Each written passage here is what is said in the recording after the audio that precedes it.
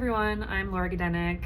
I'm a therapist and an astrologer, and I'm here to give you a little bit of an update for this upcoming week's astrology. I missed last week's astrology. I'm so sorry. I did not relay the information as to what was going on. I was at a contact improv teachers training in San Francisco, which is a movement practice, so my apologies. What we missed last week was the biggest thing was really Uranus moving into Gemini, which I just did a video on the week before. So if you're interested in what that means and the dates around that and the archetypal themes you can expect, you can watch that video that I did the week before. Some basics are it's going to be here for a few months before retrograding back into the sign of Taurus. It'll be back in Gemini in April of 2026. Uranus revolutionizes whatever house it's traveling through the themes of the sign that it's traveling through. So it's going to revolutionize your Gemini house, whatever house that is for you, and also other mutable signs. If you have planets in mutable signs, so that's Gemini, Sagittarius, Pisces, and Virgo, then this is going to be a pretty big transit for you over the next 7 years as Uranus stays in or travels through the sign of Gemini.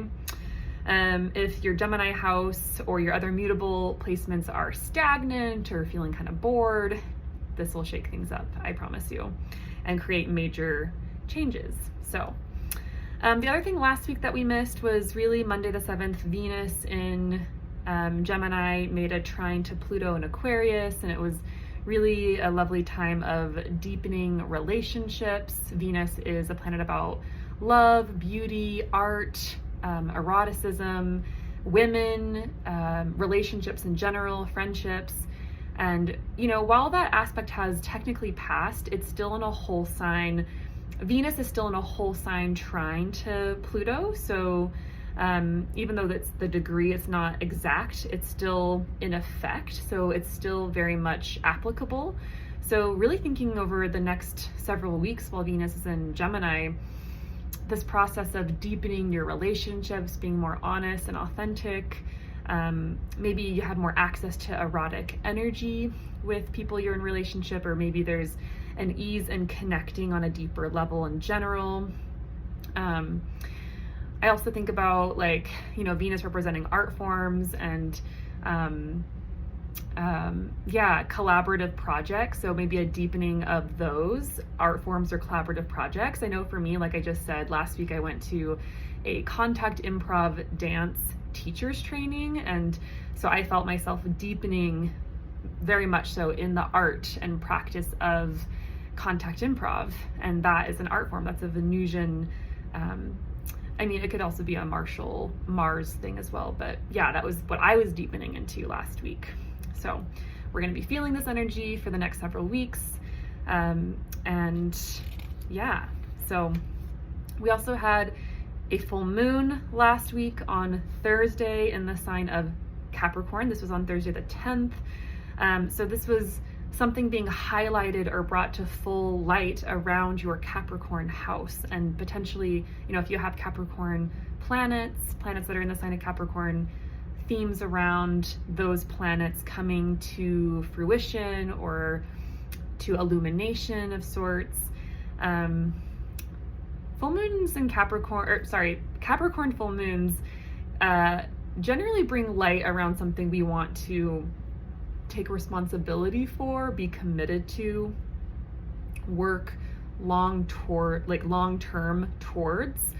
Capricorn is a sign very much so about duty, commitment, climbing the mountain, you know, chipping away at long-term goals. So thinking about, like, what is it that I want to chip away at slowly and steadily, and I'm not going to see immediate results, but like, this is my project for the next month or year or something like that. And it could be that something was highlighted around a project you have been working on or have been dedicated to. And then Saturn stationed retrograde on the 12th, on Saturday, July 12th. And Saturn is the planet that rules the sign of Capricorn. So we just had this full moon in Capricorn on Thursday, and then Saturn, its ruler, gestation retrograde 2 days later on the 12th. And so any planet that goes in retrograde, it's this process of review and reflection. Saturn spends, like a good 5 to 6 months retrograde, like a solid amount of time during the year. So it's not the biggest deal, but we can still think about the things that, like the things we are committed to, or what we're working towards, our duties and our commitments. Like this retrograde process brings to mind, like, what do we want to change about the things that we're committed to, or the things that we want to work on or chip away at slowly. What needs review in that? What needs changing? What needs tweaking, right? Have we dotted all of our I's and crossed all of our T's, right? It's very kind of a time to think about your responsibilities, and are you covering all your bases? So yeah, Saturn will be retrograde for several months. And then this upcoming week, really the main thing going on is on Thursday the 17th, we have Mercury stationing retrograde at 15 degrees of Leo. So once again, retrogrades equal reflection, review. Literally the planet is like in the sky, appears to be going backwards. So we are literally retracing our footsteps back to somewhere to do something again, but better, right? We review things to edit and to go to like perfect in a way, right? So definitely expect during Mercury retrograde some miscommunications, delays, things maybe not working out, technology issues, things breaking down. And usually this happens because it's time for an upgrade, or it's time to work on becoming more clear. How can you tweak this to make it more understandable, right? So Mercury retrogrades can be all about upgrading processes, whether they're communication processes or technological processes. Yeah. And we will also be reviewing our Leo house. And so this Mercury retrograde process will be until August 11th.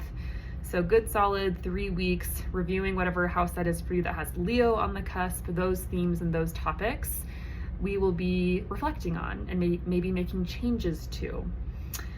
So, and we're going to be reflecting on going back over things that we have done since June 30th of 2025. So think back to that time frame. What have you been doing? What have you been organizing? What have you been like initiating?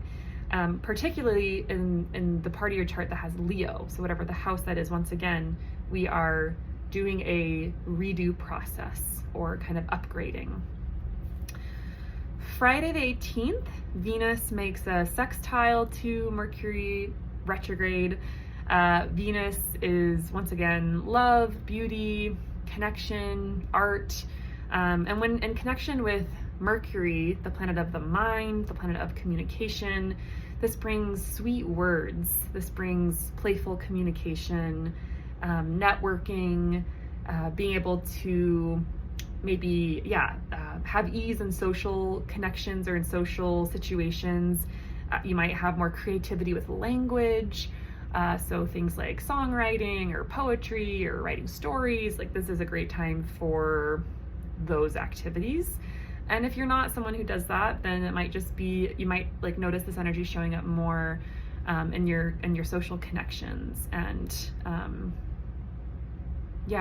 maybe like I'm noticing a desire for more mental stimulation that is like more artistic, having an eye for beauty more on this day and the days leading up and the days after. So yeah, that is the astrology for the next week, and kind of like a little bit of what we just experienced last week.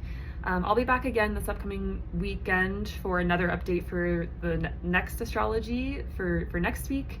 If any of this, if you're curious about how this shows up for you in your personal chart, please reach out. I'm open for consultations. As I mentioned, I am also a therapist, so I work with astrology in a therapeutic way. And really love to help people find tools to work with transits that they're going through and utilize the gifts they have already laden in their chart. So please reach out if that interests you. Otherwise, I hope you have a wonderful day and see you next time. Take care.